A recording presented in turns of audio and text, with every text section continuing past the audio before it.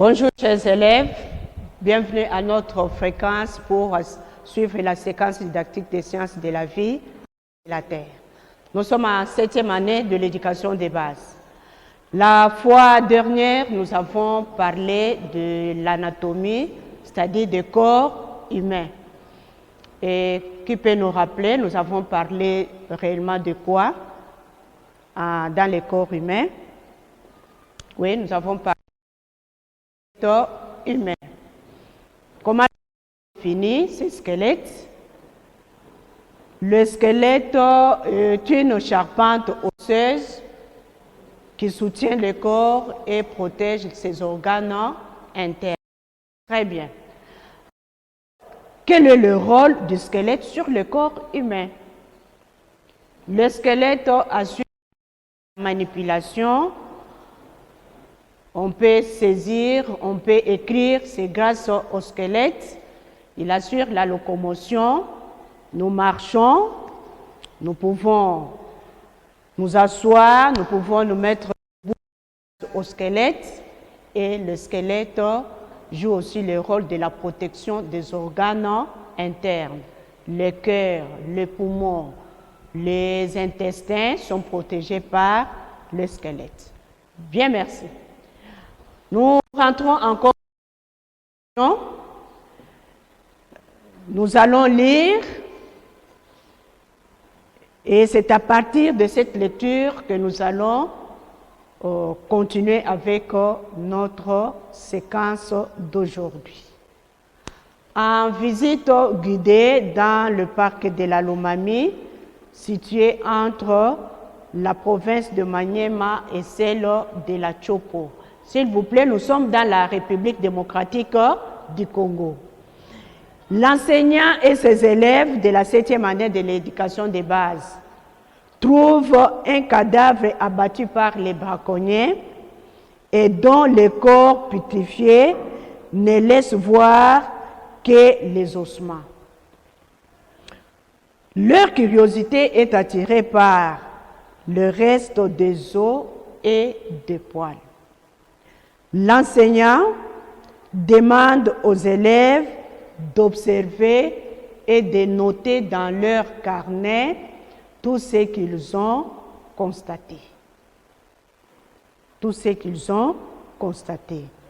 Quels sont les mots qui peuvent nous aider à découvrir notre savoir d'aujourd'hui? Dans la situation, nous avons les ossements. Dans les mots ossements, on voit les mots os. Nous avons les os ici. Il y a les poils. Et parmi ces trois mots, il y a les mots qui vont nous aider à parler. Nous sommes toujours dans l'étude du squelette, humain. Comme je vous avais dit autrefois, la situation parle de l'éléphant. Mais nous, nous étudions notre squelette à nous, le squelette humain. Voilà, nous allons continuer avec le squelette humain. La fois passée, nous avons dit que le squelette est divisé en combien de parties? Le squelette est divisé en deux parties. Quelles sont les deux parties? Il y a le squelette axial et il y a le squelette appendiculaire. Alors, c'était axial. Aujourd'hui, nous allons parler de squelette appendiculaire. Squelette appendiculaire. Ce qui reste maintenant constitue la deuxième partie qui sont nous avons les membres supérieurs et les membres inférieurs. Donc, nous allons dire que le squelette appendiculaire comprend les membres supérieurs,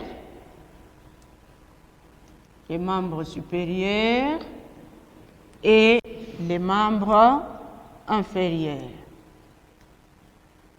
Membres supérieurs et membres inférieurs. Voilà, ici, nous allons essayer de décrire maintenant ces os à travers un tableau. Nous allons faire le tableau à 2 colonnes.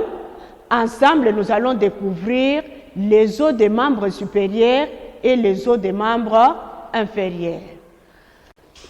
Nous allons tracer notre tableau.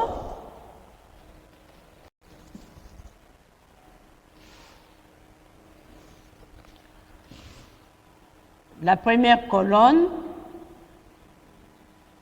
représente le membre supérieur et la deuxième, membre inférieur. Ensemble, nous allons découvrir maintenant les os. Mais avant d'arriver au niveau des os, rentrons d'abord dans le corps humain. Prenons les membres supérieurs, que chacun observe ses membres supérieurs. Mes 2 membres supérieurs sont là. Ces membres supérieurs sont divisés en combien de parties? Nous avons une partie, deuxième partie et troisième partie. Et si nous allons aux membres inférieurs, ça commence ici, jusque là-bas. J'ai une partie, première partie, la deuxième partie et la troisième partie qui permet de toucher le sol. Alors, nous allons maintenant sur le squelette. La première partie est appelée bras, deuxième avant-bras, troisième la main. Souvent, les élèves confondent le bras et l'avant-bras. Quand on dit, ça c'est comment on appelle ça, c'est l'avant-bras, ici c'est le bras. Non, ça c'est le bras et ici nous avons l'avant-bras et ça termine par la main. Au niveau du squelette, nous allons découvrir les os qui forment les membres ici. On a parlé des bras, avant-bras et la main. Mais sur notre schéma ou image, ce sont les os qu'on nous présente. Ensemble, nous allons maintenant découvrir les os qui font chaque partie. Nous avons d'abord la première partie, le bras. Mais avant de parler des bras, on voit que le bras est attaché à quoi? Le bras est attaché à l'épaule, n'est-ce pas? Et qu'est-ce qui forme l'épaule? Sur le squelette, nous allons découvrir. Nous avons cette os ici. Souvent, quand on est malade, les gens identifient souvent que tel ou tel Kadima était malade grâce à ses os. Ah, ne pensez pas que je parle de Kadima, le soi-disant président de la CENI. C'est Kadima, un élève de quelque part. Alors, on voit souvent ces 2 os sortent. Et on pose la question, tu étais malade, vraiment tu as maigri, hein? Regarde, ces os sont sortis. Et comment on appelle ces os? Et ces os sont souvent attachés à un os plat, qui est ici. Alors, quand cet os s'attache à celui-ci, ça forme ce que nous appelons épaule. Et l'épaule, au niveau du squelette, nous considérons ça comme étant la ceinture. C'est une ceinture qui relie les membres supérieurs au tronc. Cette ceinture est appelée la ceinture scapulaire ou l'escalipa. Alors, après la ceinture, nous passons au bras. À l'extérieur, nous avons les bras et quand on touche, le bras est formé d'un os. Comment appelle-t-on l'os qui forme le bras? Nous sommes ici. C'est cet os ici. Ça, c'est la ceinture qui relie les membres ici au tronc. En rouge, si vous regardez bien en rouge, c'est un os que nous allons appeler omoplate. Et ici, nous avons la clavicule. Donc, clavicule et omoplate forment la ceinture supérieure. Donc, nous avons la ceinture supérieure. Elle est formée par la ceinture supérieure est formée par omoplate, l'omoplate et la clavicule. Omoplate et clavicule. Donc les deux os forment l'omoplate qui, à l'extérieur, nous parlons de l'épaule. Cette ceinture relie les membres à partir du bras. Nous commençons maintenant à découvrir les os qui forment les membres supérieurs. Nous avons le bras. L'os qui forme le bras, comment on l'appelle? Cet os ici. Quand vous touchez, vous sentez qu'il y a un os ici. L'os du bras est appelé humérus. Donc, bras formé de l'humérus. Humérus. Ici, aux membres inférieurs. Les membres inférieurs s'attachent aussi au tronc par une ceinture inférieure. Et cette ceinture inférieure est formée par quoi? La ceinture inférieure est formée par un os. Supérieur, c'est formé par les deux os, mais la ceinture inférieure est formée par un os, l'os qu'on appelle le bassin ou os iliaque. Bassin ou os iliaque. Nous avons la ceinture inférieure. Ceinture inférieure, elle est formée par os iliaque.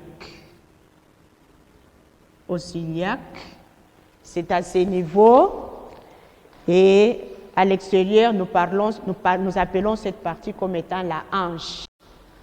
Bon, la hanche est formée par l'os du bassin, mais l'épaule est formée par la plate et la clavicule. Il y en a deux.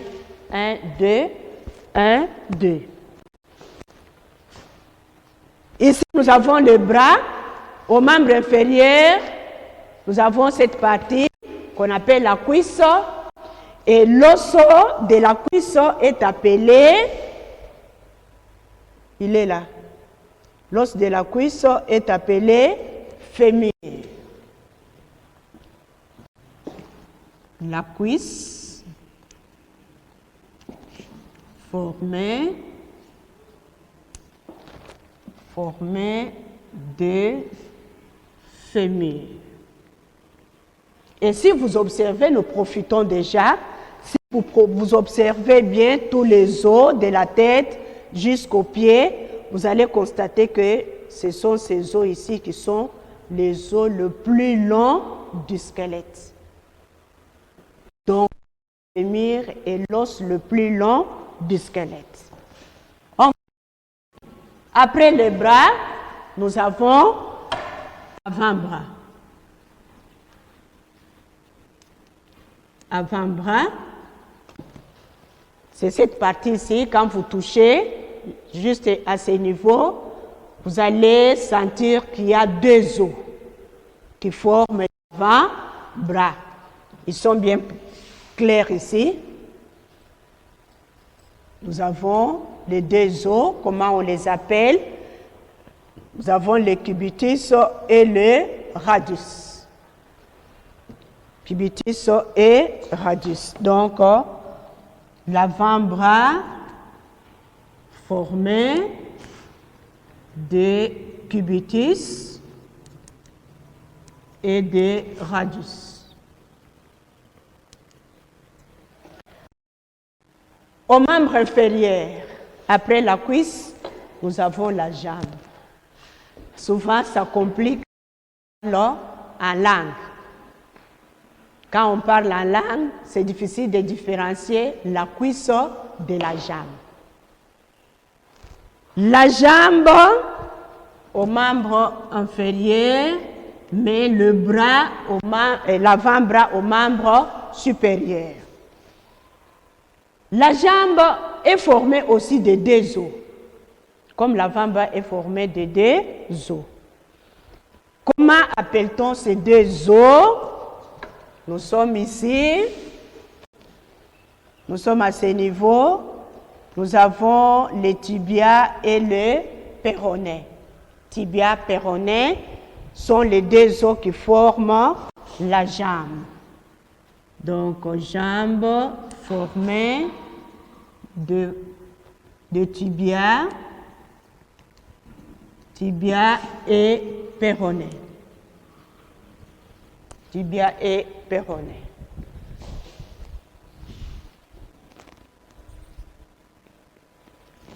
La suite, membre supérieur, membre inférieur. Troisième partie de membre supérieur. On a cité le bras, l'avant-bras et la main. Nous sommes maintenant au niveau de la main.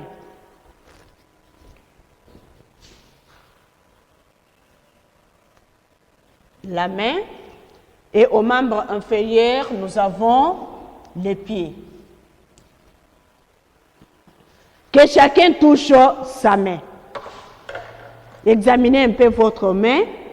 Vous allez découvrir que la main est aussi composée de trois parties. Nous avons cette partie qui bouge. Nous avons cette deuxième partie et la troisième partie. Comment nous allons appeler la première partie ici, la deuxième et la troisième? Au niveau du squelette, qu'est-ce qu'on nous présente? Au niveau du squelette, nous avons une partie, 2 et puis 3. La première partie est appelée poignet. Deuxième partie, c'est la paume de main. Troisième partie, les doigts. Mais comment les os qui forment le poignet, les os qui forment la main et les os qui forment les doigts?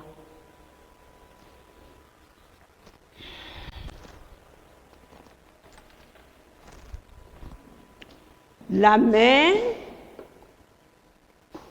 est composée de poignets que nous allons appeler sur le squelette les carpes. Il est formé de la paume de main, appelée métacarpe, et de 5 doigts formés des os appelés phalanges. Voilà. Je me suis fracturé au niveau des bras, au niveau de l'avant-bras. Oh non, je suis tombée maintenant. À poignet. À quel niveau? De l'avant-bras. Voilà, le pied maintenant, c'est la même chose. Le pied est composé aussi de 3 parties. La première partie, les joueurs sont là. Quand vous jouez, vous faites un faux pas. Souvent, c'est cette partie qui pose problème. Ça peut gonfler. C'est à ce niveau ici. Nous appelons cette partie comme étant la cheville. Donc, il est composé de chevilles. Et au niveau du squelette, nous allons parler des tarses. Après la cheville, voilà la partie qui touche le sol ici.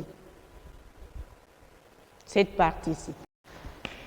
Au niveau de la main, nous avons parlé de la paume de main, mais au pied, nous allons parler de plantes.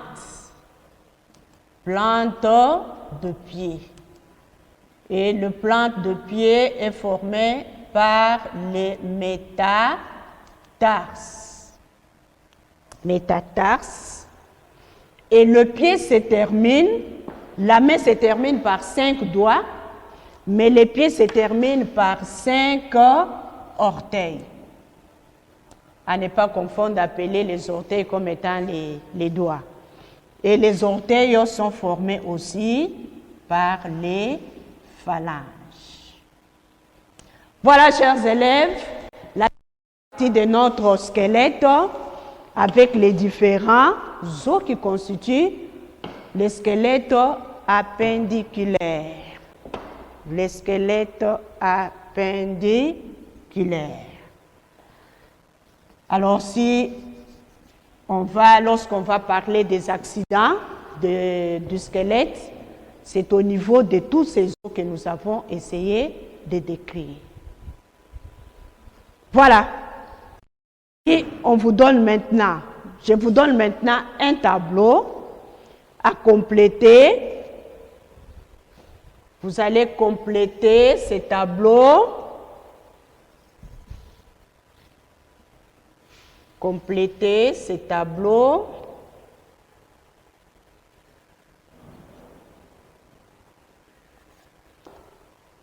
Oui.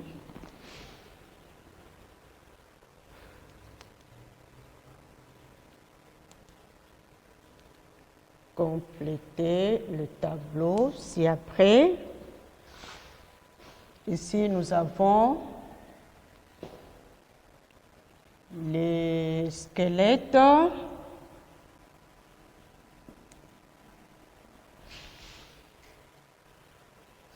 Squelette axial. Ici, nous avons le squelette appendiculaire.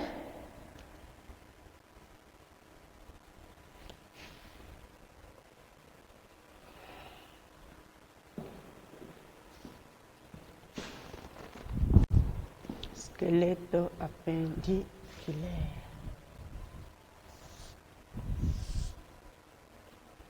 Il fallait peut-être commencer par les os et compléter maintenant à quel squelette appartient ces os. Nous avons les os suivants.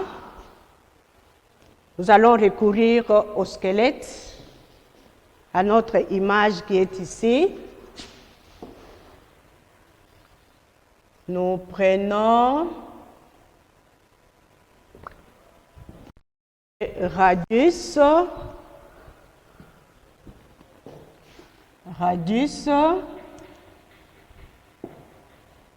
Nous avons les tarses.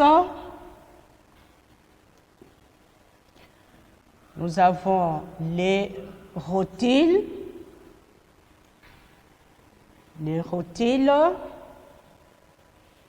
Et os iliaque. Os iliaque, omoplate. Essayez un peu de compléter. Chaque os appartient à quelle sorte de squelette? Chaque os appartient à quelle sorte de squelette? Nous commençons par le radius. Le radius, squelette appendiculaire. Donc, il appartient ici. Et puis, les tarses appartiennent aussi au même squelette. le radius, le rotile, même squelette, os iliaque, même squelette, omoplate, même squelette. Alors, quels sont les os de squelette axial? Parmi les os qu'on a donnés, aucun os n'appartient au squelette axial. Et nous avons dit que le squelette axial est constitué de quoi? Le squelette axial, nous avons vu ça la fois passée, il est constitué de crâne, de la colonne vertébrale et de la cage thoracique. Voilà pour aujourd'hui. Qu'est-ce que nous allons retenir? Nous avons parlé de squelette appendiculaire. Le squelette appendiculaire est constitué de membres supérieurs et de membres inférieurs.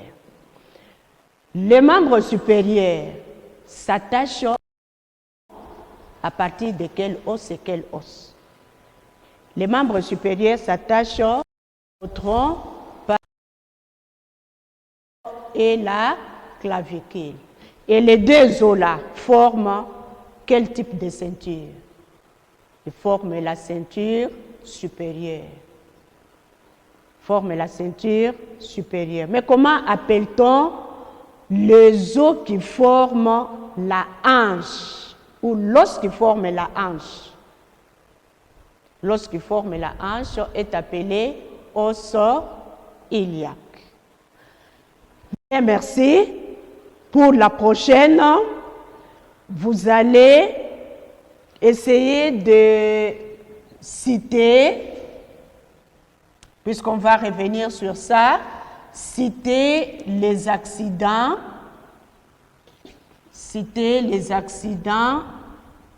du squelette ou accidents des os. Quels sont les accidents des os que vous connaissez?